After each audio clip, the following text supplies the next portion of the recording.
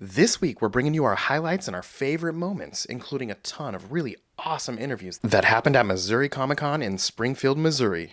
Welcome to the Infinite Taylorverse.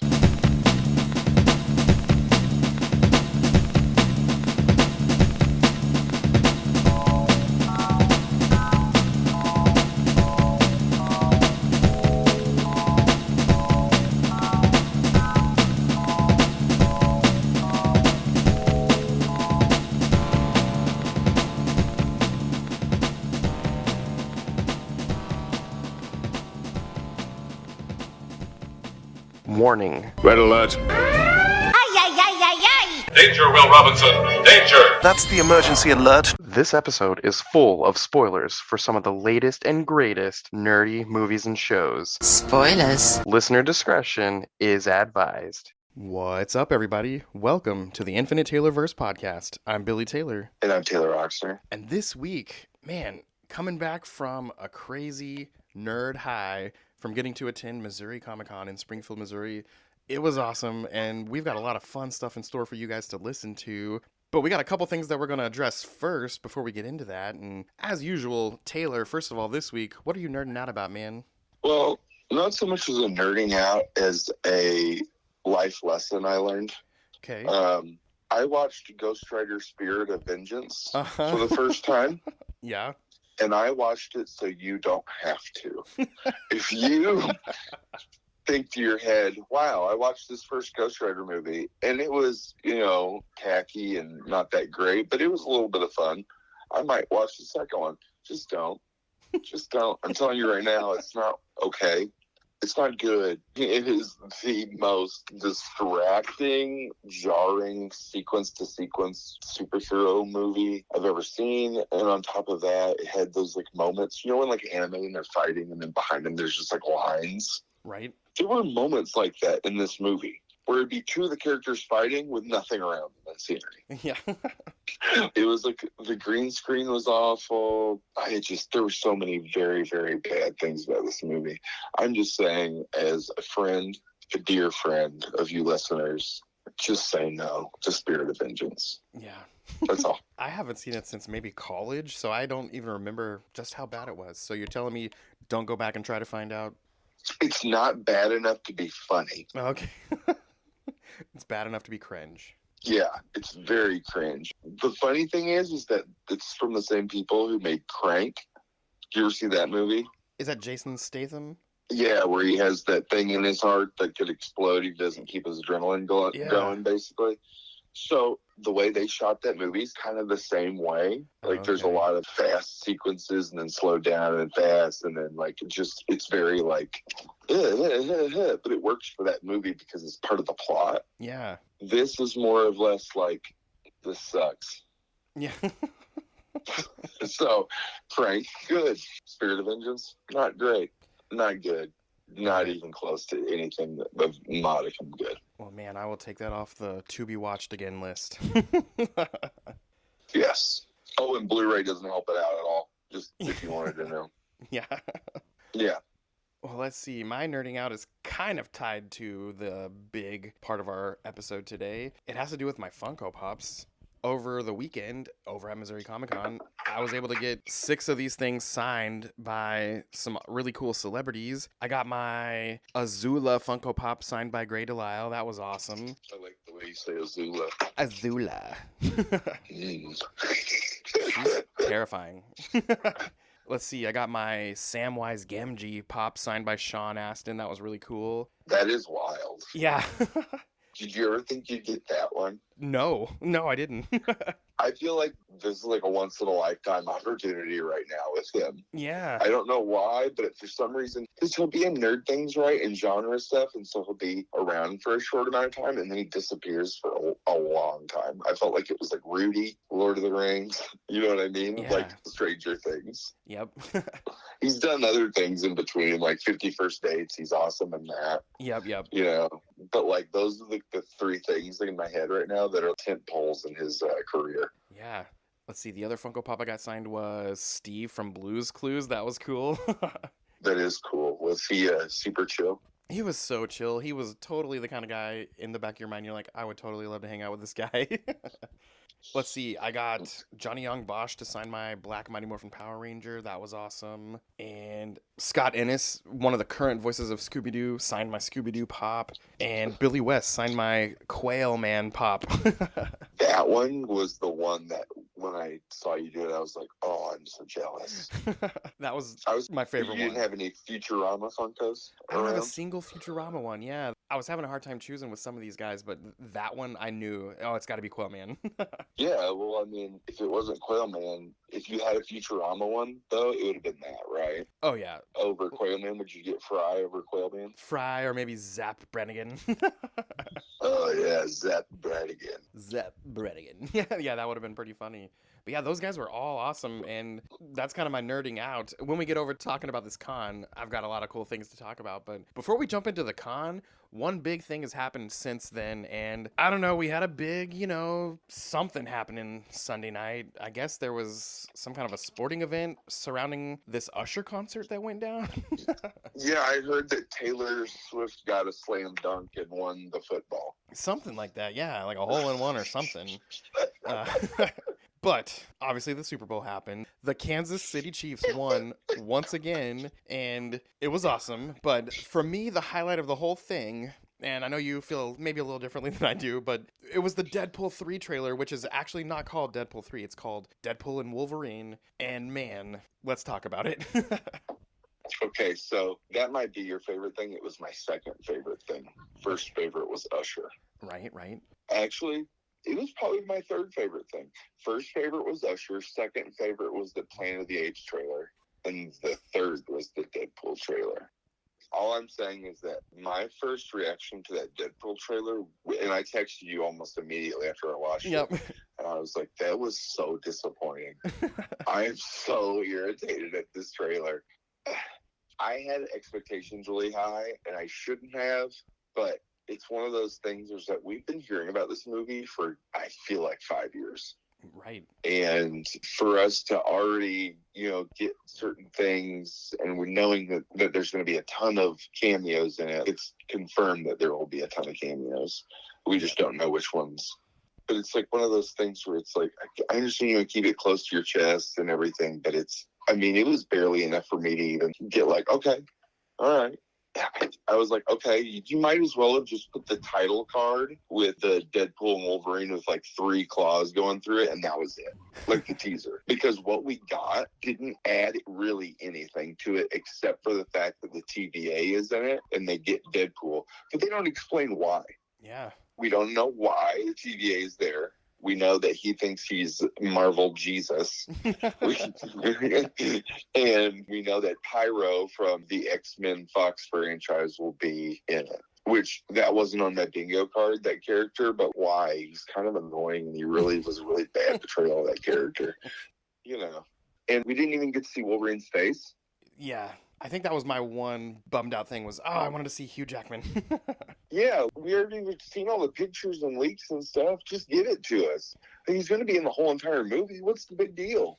Yeah.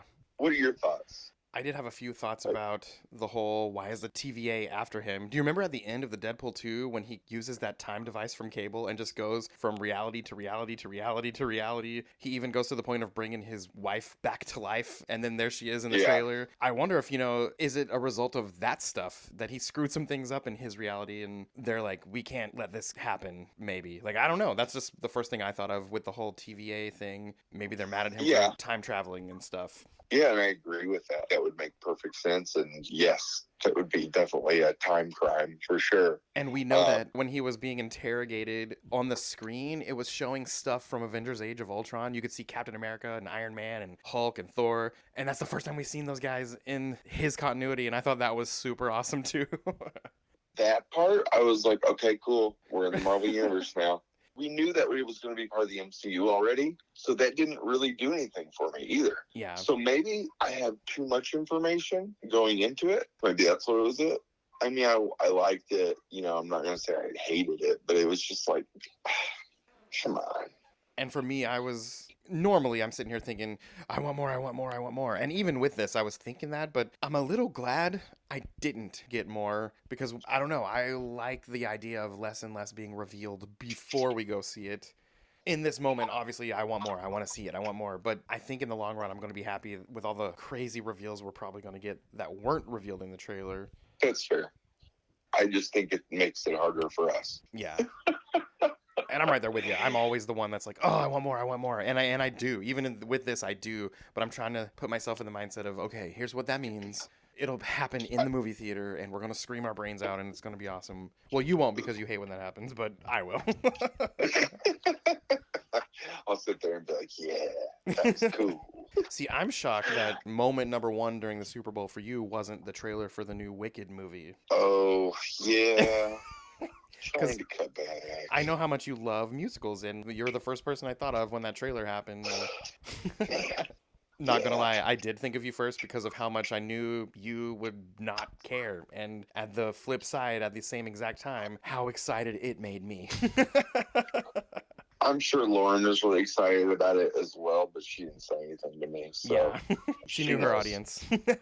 Yeah. But yeah, that trailer, it was a tease. It was a total tease. And I'll bet we get another trailer or two before it's finally released. And like I said, you know, I always want more, but I'm kind of hoping we don't get too much more because Yeah. I'm missing that feeling of all those things happening in the theater and having no idea that it's coming. Yeah.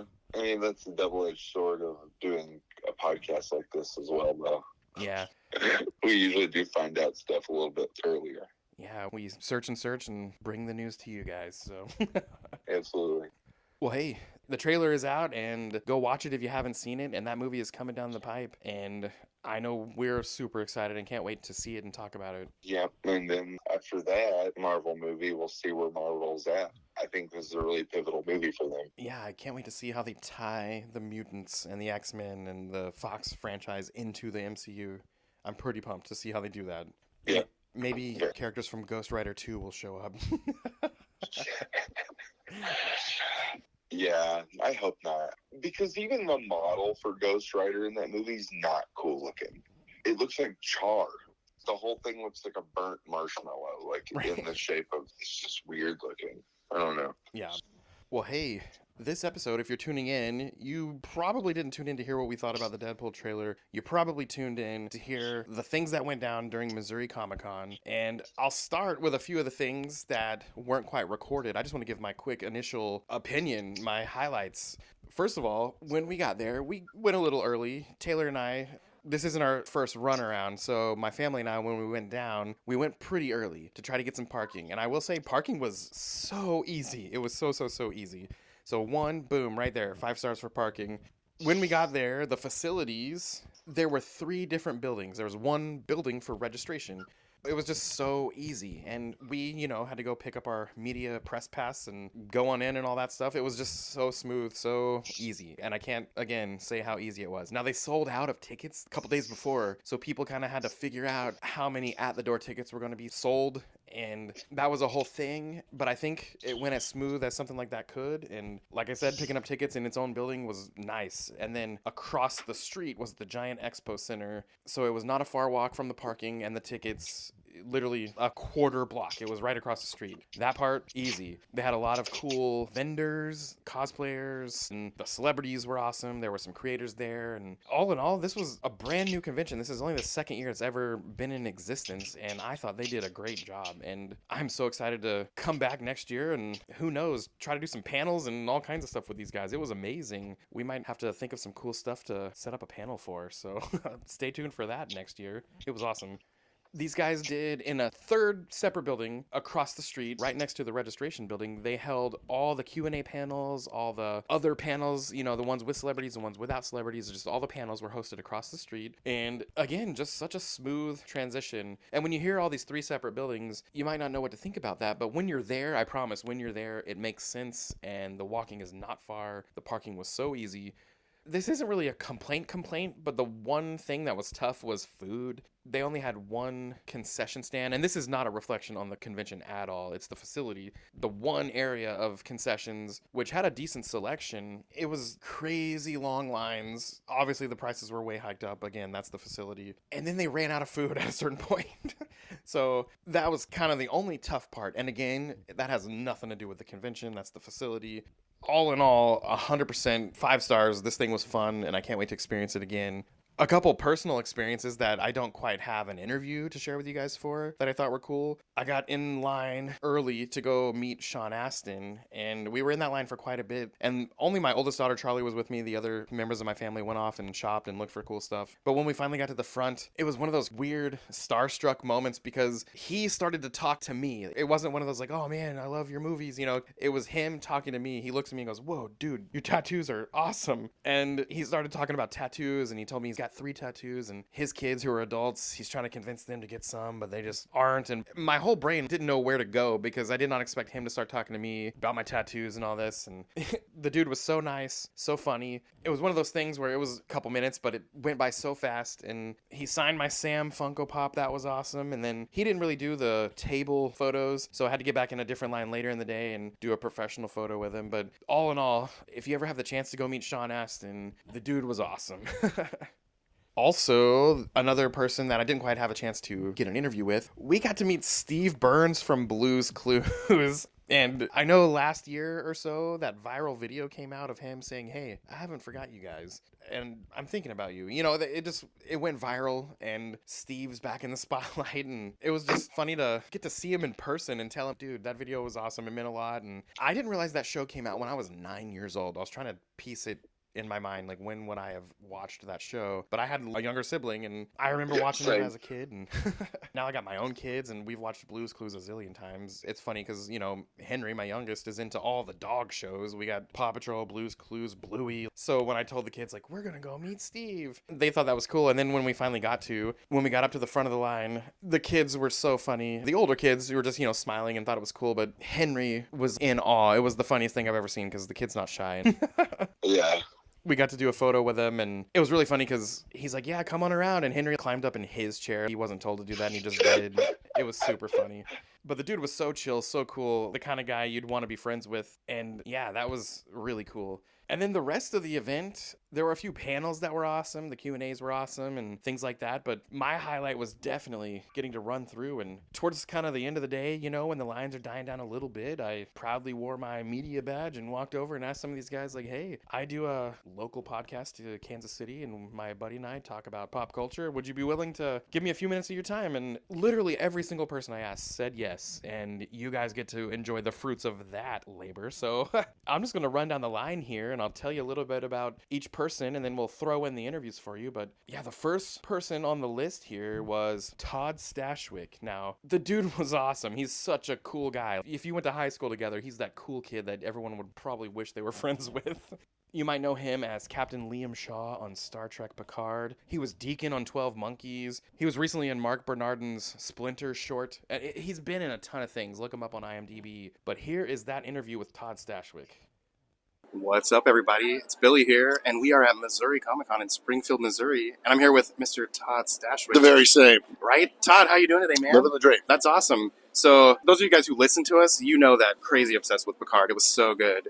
And when Todd showed up on there, well, but let me back up a little bit. We were obsessed with 12 Monkeys first. And then when he showed up on there, like, freaked out that Deacon was on the show. But, there I am. Yeah, but man, how was that experience getting to, you know, be up there in the Federation, you know, saving planets, taking names? I think you just described it. Like, it was time of my life, as you can imagine. It's my ship. So I had a bridge, I had a crew, I had a command. If you're going to be in Star Trek, being captain is kind of the place where you want to be, sit in that chair. That's awesome. Yeah. And then obviously getting to work with some of these iconic, obviously actors, but being with the iconic characters. How was that for you? Well, that's the fun part is like, you know, when you're doing a scene and you're looking across the table, and it makes it easy to talk to Jean-Luc Picard when it's Patrick Stewart looking back. Right. Yeah. We both have the Falcon tattooed on our yes. arm. Yeah.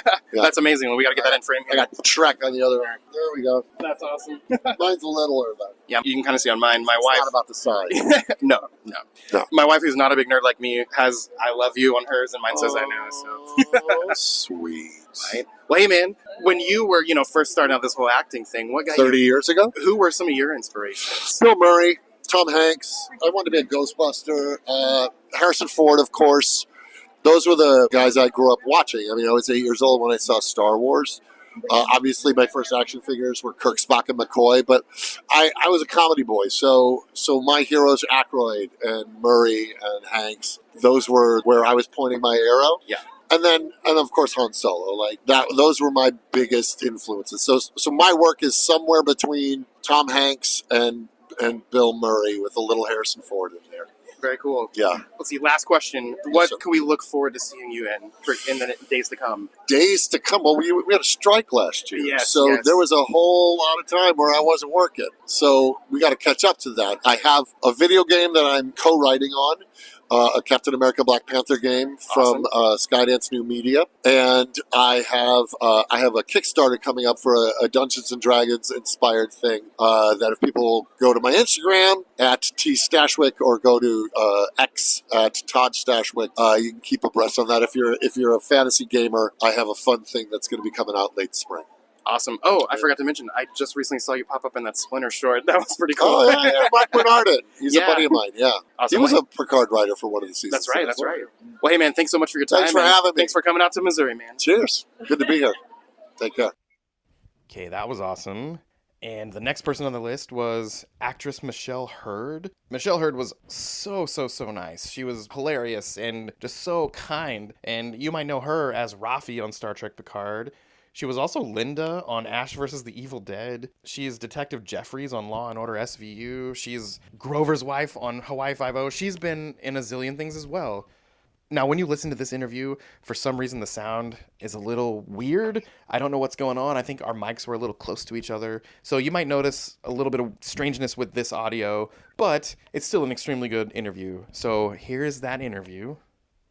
What's up, everybody? It's Billie here at Missouri Comic-Con in Springfield, Missouri, and right now I'm with the amazingly talented, beautiful Miss Michelle Hurd. Oh, How are you? Goodness, I pay him to say that. I'm doing good. How you doing? Awesome. So, a few quick questions while I have your time. First of all, thank you. Of course. So, thinking back, when this all began for you, who were some of your big inspirations for acting? Oh my goodness, that's a hard one. There's so many. I mean, you could go back to the classics, like go back to sort of Laurence Olivier, or Bobby De Niro, or Meryl Streep. But I gotta say, in my world of the Star Trek world, Patrick Stewart was, like right up there with all of that stage, film, television. He's phenomenal. And being able to do scenes with Sir Patrick Stewart has been amazing. That's so cool. That kind of leads to my next question. So my listeners know I'm a big Star Trek fan. And then obviously you were a very big part of the Picard series. And you kind of already answered it. What was it like when you realized I get to be a part of this?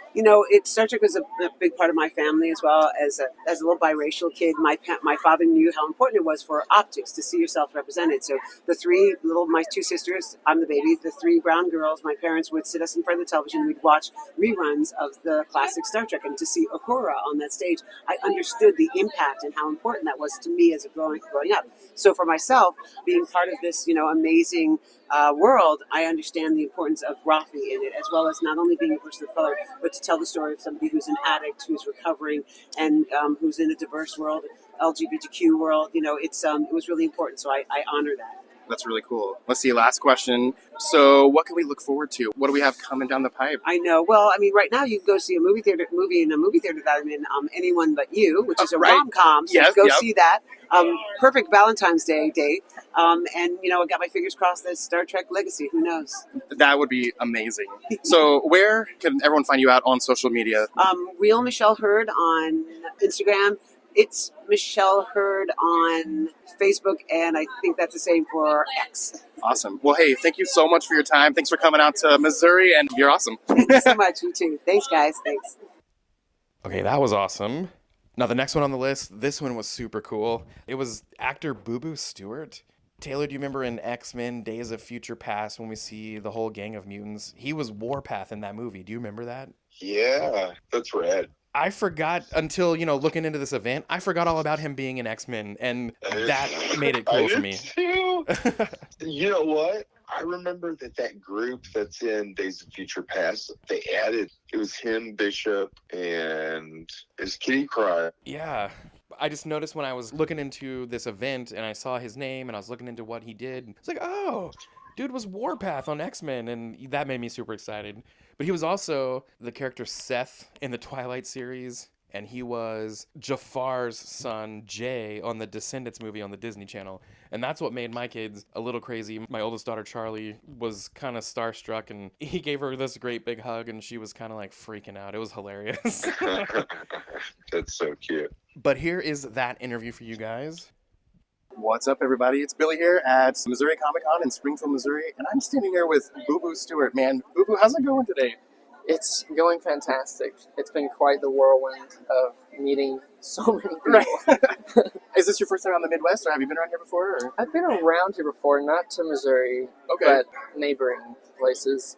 And yeah, I love it. I love this part of America. It's great. That's awesome. So you've been a big part of so many awesome franchises. I mean, we're talking X-Men, Twilight, Descendants. Think of a fandom that you like and you're in it. How does that feel, man, to be a part of those things? It feels really rad. Honestly, I'm just very fortunate that I've been lucky enough to do so many different franchises, and I'm very proud of them. You know, I feel like they brought a lot of joy, and they've helped.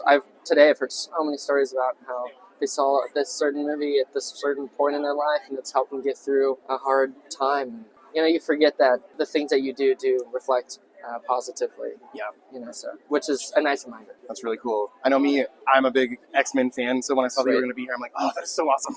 Dude.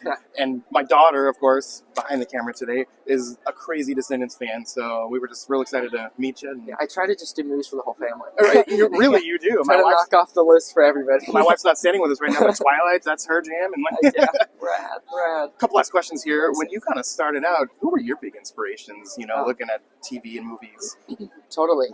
Heath Ledger, right off the bat. I love the director, Terry Gilliam.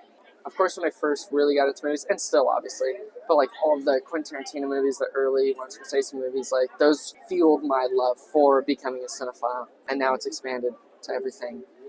There's a great actor, Matthias Schoenaerts, who I really love. He's a French actor. He's from Belgium. But yeah, so many. That's really cool. Shout out to Belgium. So what's something we might be seeing on the forefront we can look forward to seeing you show up in? Yeah, currently this TV show, Good Trouble. It's on Hulu and Freeform. Okay. And then I make art and I make music. Fantastic. So check out my band, That Band Honey. Okay. And my art's on all over my Instagram, so please check it out. Sweet. And what's your Instagram handle? Just BooBooStewart.art. Awesome. Well, hey, BooBoo, thanks so much for your time, man. I really appreciate it. And thanks for coming out to the Midwest, man. Anytime. Thank you. Okay, yeah, the dude was so cool, so chill, and so nice. Next up, we have Sam Jones, Mr. Flash Gordon himself.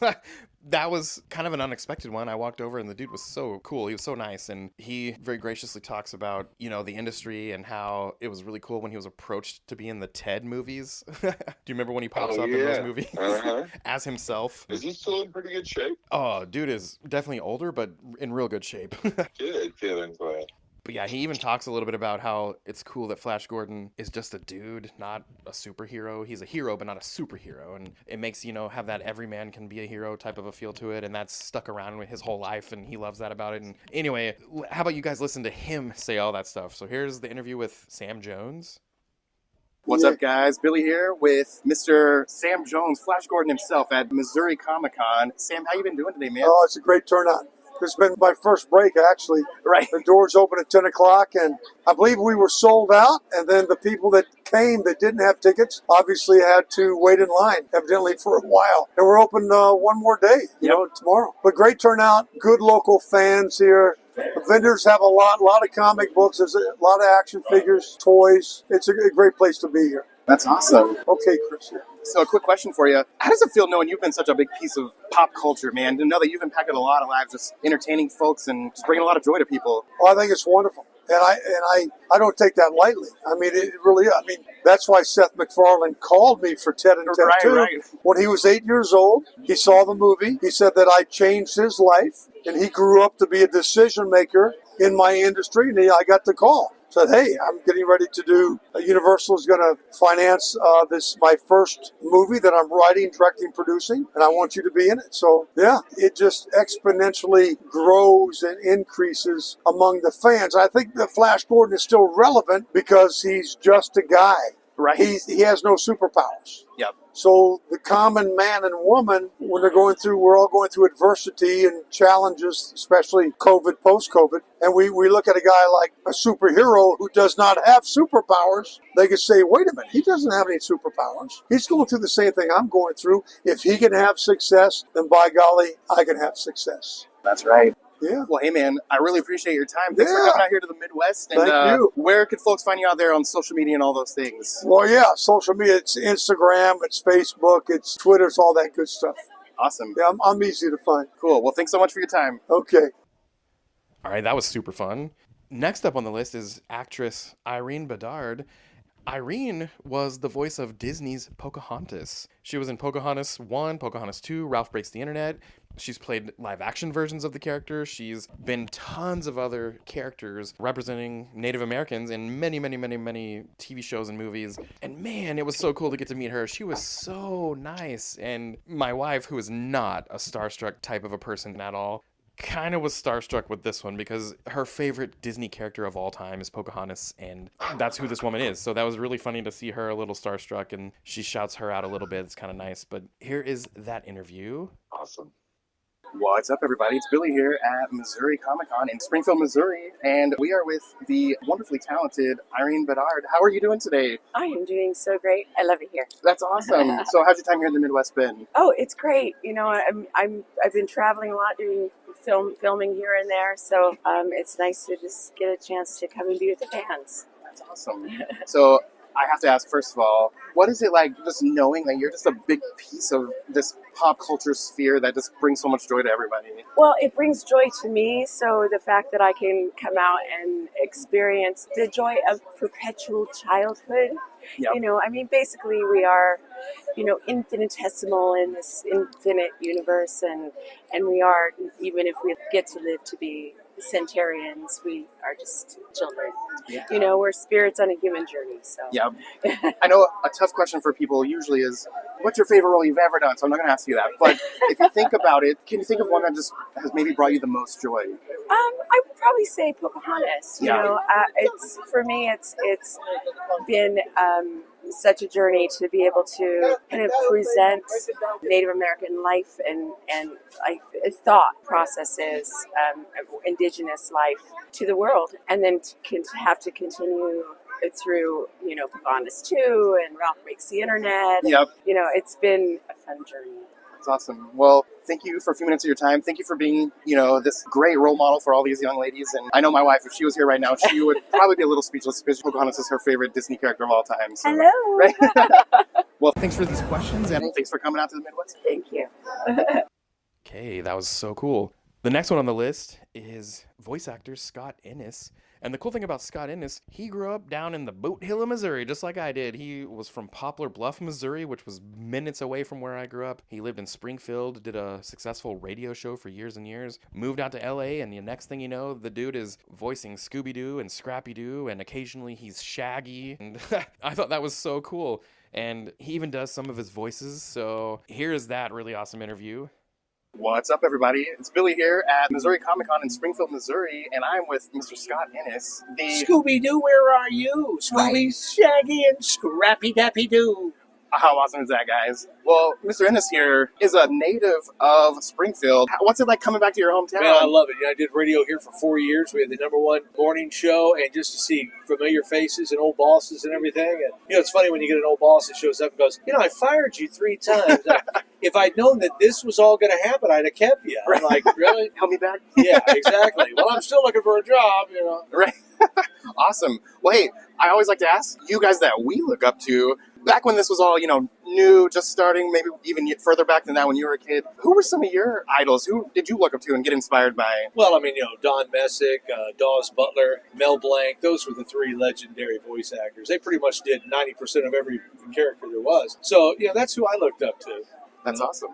And think back to that moment when you found out you were about to be part of the Scooby Doo universe, and then eventually Scooby Doo, Shaggy, Scrappy, like all these guys. What was that like?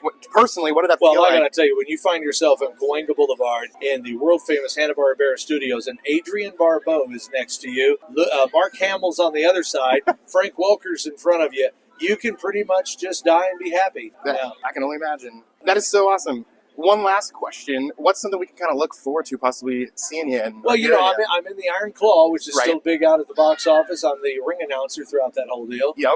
And, we're working on some independent stuff. I got a movie called Bad Habit, which we're starting to fix and put sound and stuff in. So it's a murder mystery, and that I wrote with a good friend of mine, Anna Watt. And we're in the process of getting that done now. So, and then there's also, talking toys, video games.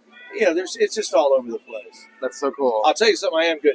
A brand new product that's out. Look up Spooky Pinball, LLC. I not only did the Scooby Doo pinball machine in that, but I am the voice, the narrator of their brand new pinball machine, which is the Texas Chainsaw Massacre. Nice. So that's a big difference. That's huge. Yeah. But it's still all haunted, so that's really good. That's true. That's right. Well, hey, thanks so much for your time. Where can folks go out there and find you on social media? Man, you can check me out at Scott Innis Radio Show. Make sure you follow that. We're on every morning in Baton Rouge and South Louisiana. Gosh, I mean, we're just, and then of course on TikTok, which is, at Scott Innis 1969. So follow me there and hit the likes, and let's get the bull rolling. And you can also check me out at onescottshop.com, ONEScottshop.com, all of my merchandise and pictures and artwork. So. Awesome. Fantastic. Well, thanks for your time, and have a great rest of your time here in Springfield. Thank you very much. Appreciate it. Scooby Doo, where are you? Okay, that was super cool.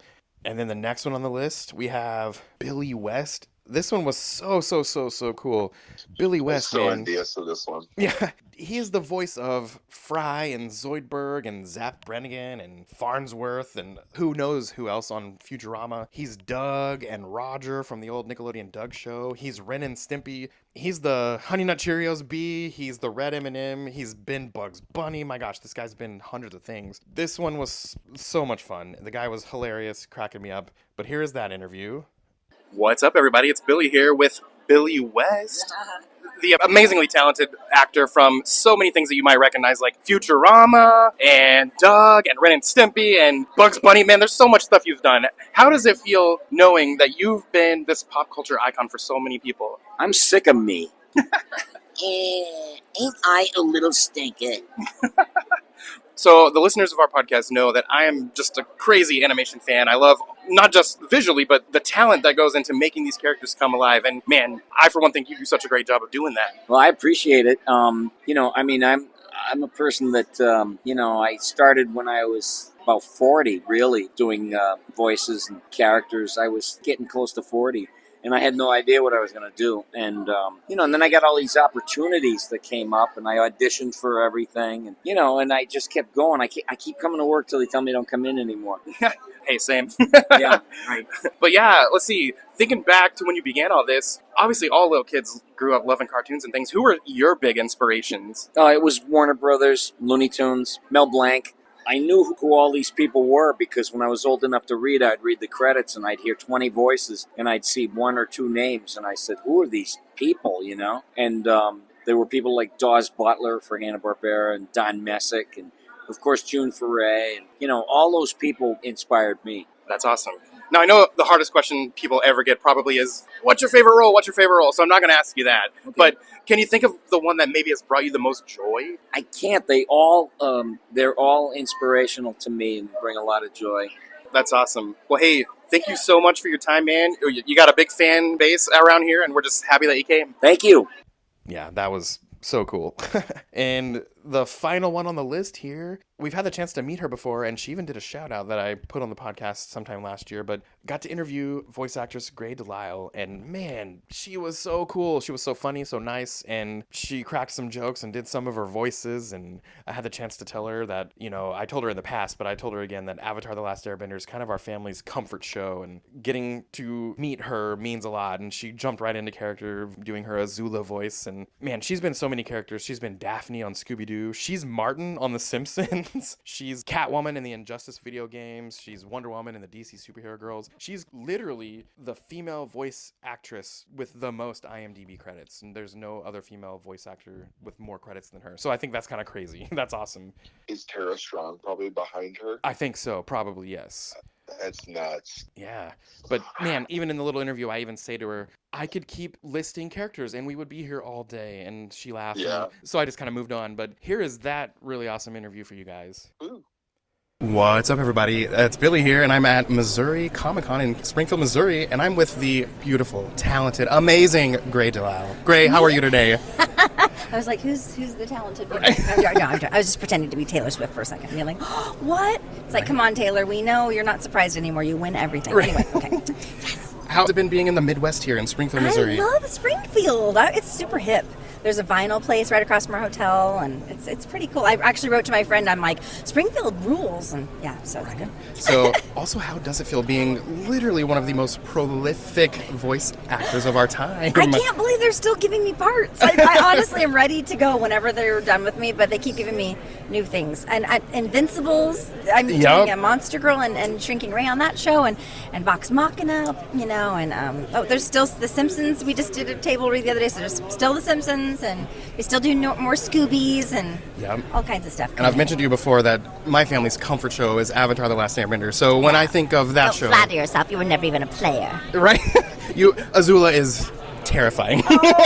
You're amazing at her. Do the tides command this ship? Exactly. And I know my own children love, Billie and Mandy and whatever, you idiots, boneheads. The Fairly Odd Parents and you twerps got a bed. And this list could go on and on, but yeah, you are just such a big part of all of our lives. How does it feel to have that impact on people? I didn't realize it until I started doing these conventions, and I meet people that I've affected, and it's so funny because I just was in a studio, so I didn't think about it, and now I'm like, oh my god, this is awesome. So it's nice to meet all of you. So. Yeah. Well, thank you so much for a few minutes of your time and coming to the Midwest, and we love you. Well, I love you back. Bye. Okay. Oh my gosh, that was such a fun day. I cannot wait for next year. Taylor and I, we're going to go together and do the same thing. And I'm excited to see in the months to come who's going to be attending this event. And a little bit more locally next month, in just a few short weeks, we have Planet Comic-Con. And coming up, we'll do an episode with a rundown of who's going to be there. Might have to make that a 10-part episode with as many guests as they've got coming. Yeah, I feel like just because this year's their big year, I wonder if they're going to make it bigger next year or if it's going to go back down a little bit just because it's a special year for them. Yeah. I was thinking about that. My wife's like, well, if I get enough money, they just might just keep getting bigger. And I'm just like, that's crazy. It is crazy. And I'm so pumped for it. But yeah, man, that was a fun weekend. I'm glad we got to share those moments with you guys. And thanks for coming back each week. But anyway, that was a fun event, and we got a lot of fun stuff coming in the weeks to come. But as for us here at the Taylorverse, I've been Billy Taylor. I'm Taylor Rockstar. And come back next week, guys. Same Taylor time, same Taylor channel. Bye. Bye.